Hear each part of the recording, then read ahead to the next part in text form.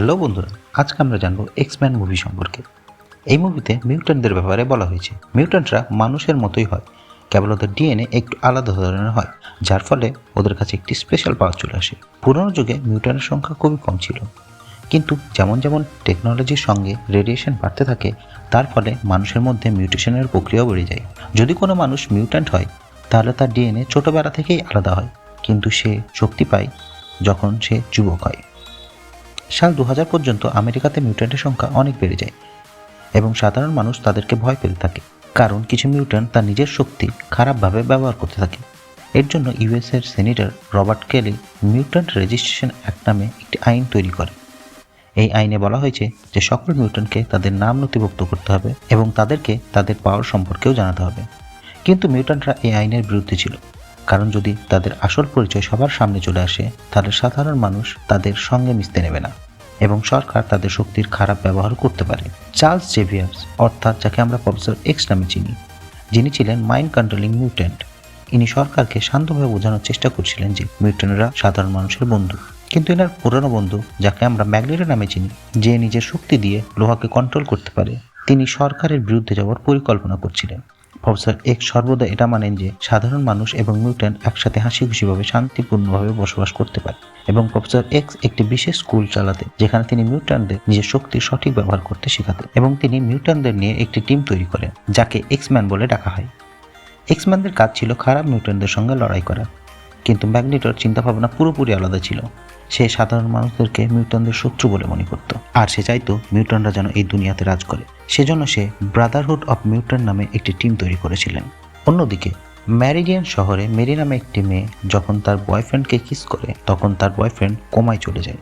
আসলে ওই মেয়েটি একটি মিউট্যান্ট এবং সে তার শক্তি সেই মুহূর্তেই পেয়েছিল, এবং তার শক্তি হলো সে যাকে স্পর্শ করবে তার সমস্ত এনার্জি এবং শক্তি সে নিজের মধ্যে নিয়ে নেয়।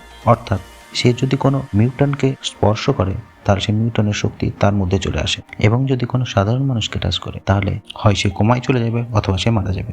যখন মেরির বয়ফ্রেন্ড কোমায় চলে যায়, তখন মেরি খুব ভয় পেয়ে গেছিল এবং সে তার ঘর থেকে পালিয়ে যায়। তারপর সে তার নাম পরিবর্তন করে নিজের নাম রেখে দেয় রোগ। বাড়ি থেকে পালিয়ে রোগ একটি পাবে পৌঁছায়, যেখানে সে লোগান নামে একটি মিউট্যান্টের সঙ্গে তার পরিচয় হয়, যাকে সবাই উলভারিন নামেও চেনে। উলভারিনের গায়ে কোনো আঘাত লাগলে সে সঙ্গে সঙ্গে সার নিতে পারে এবং সে কখনোই মারা যায় না, যার শরীরে লোহার হাড় আছে। লোগান 15 বছর ধরে কোনো স্মৃতি ছাড়াই এখান ওখান ঘুরে বেড়াচ্ছে।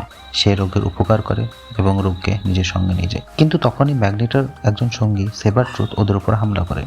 তারপর ওখানে এক্সম্যানের দুজন মেম্বারও চলে আসে, সাইক্লপ আর স্ট্রম। তারা সেবারটুথকে হারিয়ে দিয়ে সেখান থেকে তাড়িয়ে দেয় এবং রোগ ও উলভারিনকে নিয়ে প্রফেসরের স্কুলে চলে আসে। এখানে রোগকে ওই স্কুলে অ্যাডমিশন দিয়ে দেওয়া হয় এবং প্রফেসর এক্স লোগানকে বলে যে ম্যাগনেটো ওর পেছনে আছে। এখন এর কারণ না জানা পর্যন্ত লোগান ওখানে থেকে যাওয়ার সিদ্ধান্ত নেয়। অন্যদিকে ম্যাগনেটোর আর এক সঙ্গী মিস্টিক, যে কিনা কারো রূপ নিয়ে নিতে পারে, সে প্ল্যানেটার কালিকে কিডন্যাপ করে নিজেদের আড্ডায় নিয়ে যায়, যেখানে ম্যাগনেটো নিজের শক্তি দিয়ে চলা এমন একটি মেশিন তৈরি করেছে যার দ্বারা সাধারণ মানুষকেও মিউট্যান্টে রূপান্তরিত করা যায়। আর যখন ম্যাগনেটো এই মেশিনটি চালু করে, তখন ওই মেশিনের রেডিয়েশনে সেনেটর কালি একজন মিউট্যান্টে রূপান্তরিত হয়। ম্যাগনেটো এভাবেই সব সাধারণ মানুষদের মিউট্যান্ট বানানোর পরিকল্পনা নিয়েছিলেন। অন্যদিকে স্কুলে রোগ যখন লোগানের সঙ্গে দেখা করতে যায়, তখন লোগান ভুল করে রোগকে আহত করে দেয়। তখন লোগানের সমস্ত শক্তি নিজের মধ্যে নিয়ে রোগ নিজেকে সুস্থ করে নেয়, কিন্তু লোগান অজ্ঞান হয়ে যায়। এই দৃশ্য দেখে বাকি বাচ্চারা রোগকে ভয় পেতে থাকে। পরের দিন মিস্টিক ওই স্কুলে ঢুকে পড়ে এবং একটি স্টুডেন্টের রূপ ধারণ করে রোগকে বলে যে প্রফেসর ওর ওপর রেগে আছে, তাই রোগকে স্কুল ছেড়ে দিয়ে চলে যেতে বলে। মিস্টিকের কথা শুনে রোগ স্কুল ছেড়ে চলে যায়। প্রফেসর এক্সের একটি মেশিন ছিল যার নাম সেরিব্রো। এই মেশিনের দ্বারাই প্রফেসর এক্স রোগের ঠিকানা বের করে নেয়। তারপর লোগান, সাইক্লোন এবং স্ট্রমকে নিয়ে রোগকে ফেরানোর জন্য স্টেশনে চলে যায়, কিন্তু ম্যাগনেটো নিজের সাথীদের নিয়ে ওখানে পৌঁছে যায়। লোগান ভাবছিল ম্যাগনেটো তাকে ধরার জন্য ওখানে এসেছে, কিন্তু আসলে ম্যাগনেটো রোগকে নিয়ে যাওয়ার জন্য এসেছিল। তারপর ম্যাগনেটো আর তার সঙ্গীরা রোগকে কিডন্যাপ করে ওখান থেকে চলে যায়। অন্যদিকে সেনেটর কালি ম্যাগনেটোর কাছ থেকে পালিয়ে মিউট্যান্ট স্কুলে পৌঁছে যায়। এখন তিনি নিজে একজন মিউট্যান্ট হয়ে গেছেন, সেজন্য তিনি সাধারণ মানুষের কাছে যেতে ভয় পাচ্ছিলেন। প্রফেসর যখন তার মনের কথা বুঝতে পারলেন, তখন তিনি ম্যাগনেটোর সমস্ত প্ল্যান বুঝে গেলেন। ম্যাগনেটো রোগের শরীরে নিজের পাওয়ার প্রদান করে ওই মেশিন চালানোর পরিকল্পনা করছিলেন। ওই মেশিন অনেকক্ষণ ধরে ব্যবহার করলে যে ব্যবহার করবে সে মারা যেতে পারে, তাই ম্যাগনিটো নিজে বেঁচে থাকার জন্য রোগের ভিতরে নিজের শক্তি পাঠিয়ে মেশিন ব্যবহার করার পরিকল্পনা করছিলেন। অন্যদিকে সেনেটর ক্যালি মিউটেশন সহ্য করতে না পেরে মারা যায়। প্রফেসর বুঝতে পারে যে ম্যাগনিটোর এই মেশিন দিয়ে কেবলমাত্র রোগই মারা যাবে না, সাধারণ সমস্ত মানুষ যাদের উপর এই শক্তি প্রয়োগ করা হবে সকলেই মারা যাবে। তারপর প্রফেসর সেরিব্রোর ব্যবহার করে ম্যাগনিটো এবং রোগকে খোঁজা শুরু করেন, কিন্তু এর আগে মিস্টিক ওখানে এসে মেশিনটিকে খারাপ করে দিয়েছিল। সেই জন্য প্রফেসর যখন ওটা ব্যবহার করতে যায় প্রফেসর কোমায় চলে যায়। তারপর জিন গ্রে সেরিব্রোকে ঠিক করে নেয়। জিনেরও প্রফেসরের মতোই শক্তি ছিল, তাই জিন সেরিব্রো ব্যবহার করে রোগের খোঁজ পেয়ে যায়। লোগান, সাইক্লোপ, স্ট্রম আর জিন ম্যাগনিটোর সঙ্গে লড়াই করার জন্য বেরিয়ে পড়ে।